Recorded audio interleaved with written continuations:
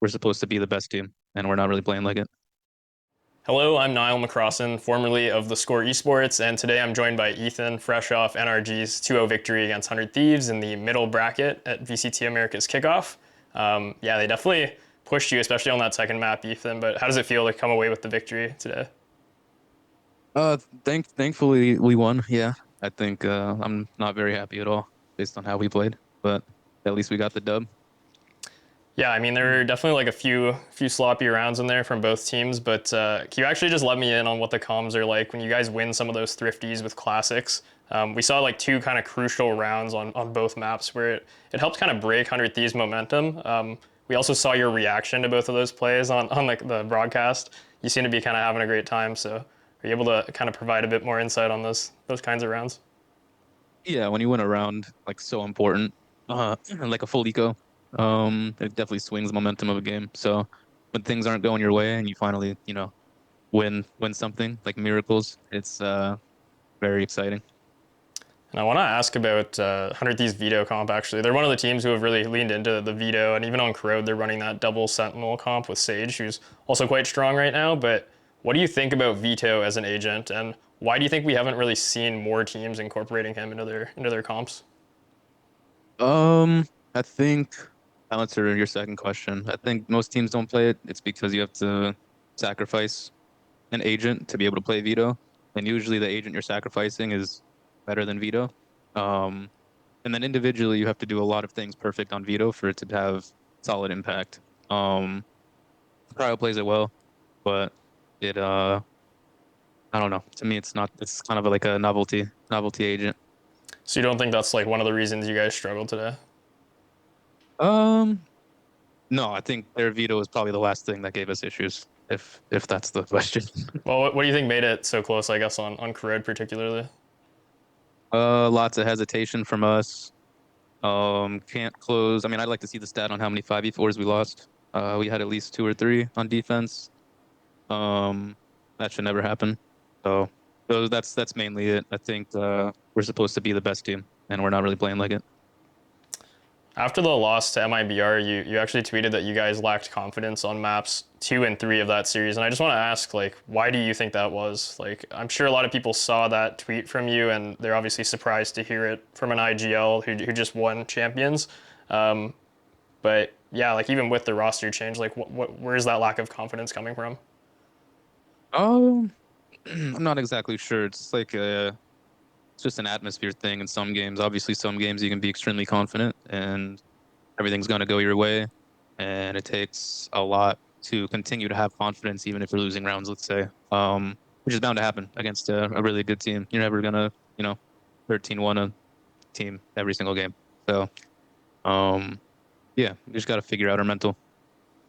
Now, obviously, like on paper, that MIBR team who you faced last week, they're absolutely a super team on paper. But having actually played them, like how scary do you actually think they are? Not just within the Americas region, but potentially even on like a global stage. They're good.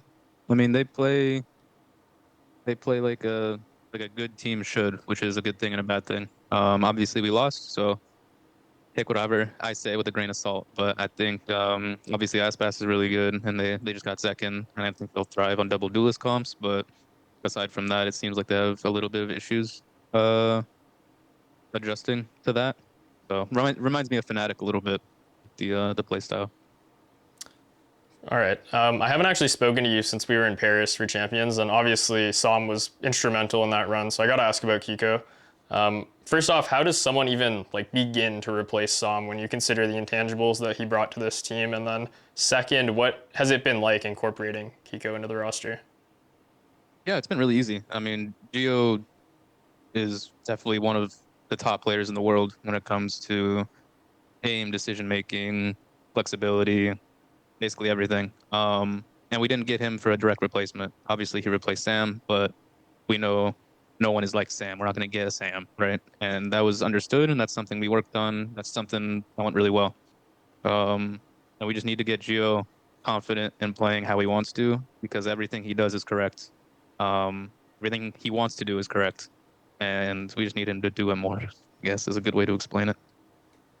Yeah, so obviously he initially made a name for himself as a duelist back when he was in Tier 2 a few years ago, but it wasn't really until last year where I felt like he kind of hit an entirely new level playing the controller role for Liquid.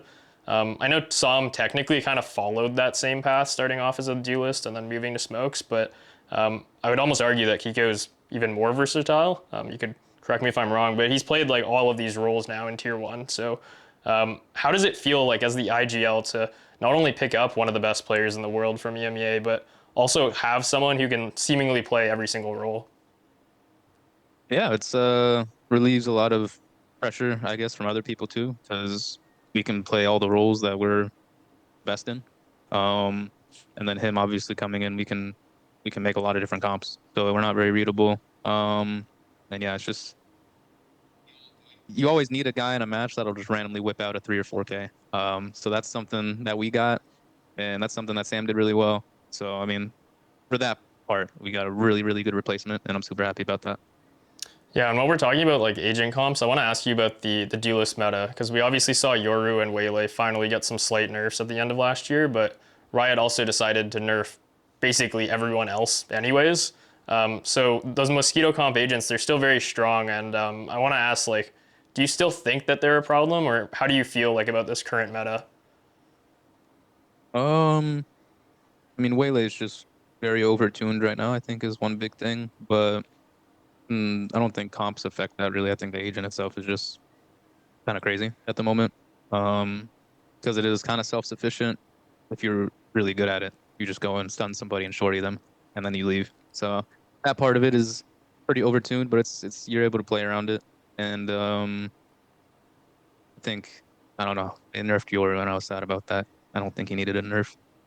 I mean, I've seen people calling for even more Yoru nerfs. So I wanted to ask, like, if that happens, like, do you think we'll maybe see more Sky enter the meta, or what do you think?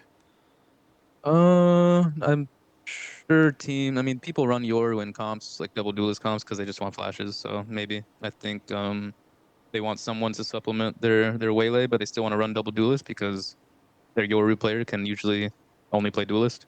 Um, so we'll see if they nerf Yoru again. I think it might mess with some teams.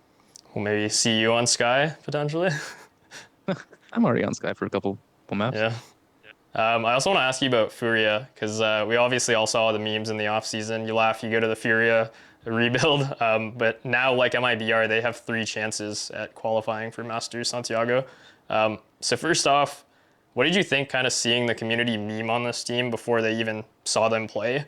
And now that you've actually seen them play, do you think that they're the real deal, or is this just kind of like a honeymoon phase? I mean, if you look at it from the outside, it's just another challenger team with a bunch of challenger players that come in and they play really well together. And sometimes teams like that can win champs. So I think it's all about how team chemistry goes, and if they really follow their game plan correctly and together with confidence, I mean, that's literally all it takes. Anyone can win matches. Yeah. So you moving on, you guys play the winner of G2 versus Cloud9. I just want to ask who you'd rather play. Who do you think you'll actually play, and how are you feeling like heading into that matchup on Saturday? Um, Definitely. I mean, I'm not really too worried about who we play. I think both teams are in a weird position right now. I think thinking about my competition or my opponent is the last thing I need to do right now. I think our team needs a good look around and try to fix some stuff. So I mean, just because G2 is probably better, I think we'll play G2. But that's just my opinion. And what do you think the next 5, 6 days are going to look like for you guys? I don't know. I'm a little under the weather, so recovery for me. I think a couple of the other guys have been sick for like a day or two as well. So we're not at 100% at all, and I think that's our focus. All right. Well, I hope you guys feel better. Um, all right. I'll come back to a question specifically about you because last year you became the first player to win 2 champions titles, but you've been competing in esports for quite a long time. You've had a very successful career across CS and Valorant. I know you're obviously still young, but we've seen guys like Som and Tens, for example, call it quits kind of early. So I want to ask, like, what is it that keeps you motivated when you've already won some of the biggest trophies in esports? I think that's probably where the best motivation comes from is winning. I think not a lot of people get to feel what that feels like, so they quit. And I think that's something that keeps me going. And obviously, I don't stream or anything, so this is really all I put my mind to and all my resources towards. And this is something I dedicate like legit everything I have to. So that's the main reason. Yeah, I mean, we've seen some people, like even Sam, for example, have the mentality where like they want to maybe hang up the mouse at the top. Is that something that you would want to do as well? Um, I don't think I'll ever retire after winning something because I would just in my nature, I just want to keep it going and I'd keep wanting to do it. So maybe that's a bad thing, maybe it's a good thing, but I don't think I'll ever hang up the mouse after a successful year. All right, fair enough. Yeah, that's all the time that we have today, Ethan, but I appreciate it, man, and good luck on Saturday. Appreciate it. Okay, take Thank you, care. thank you.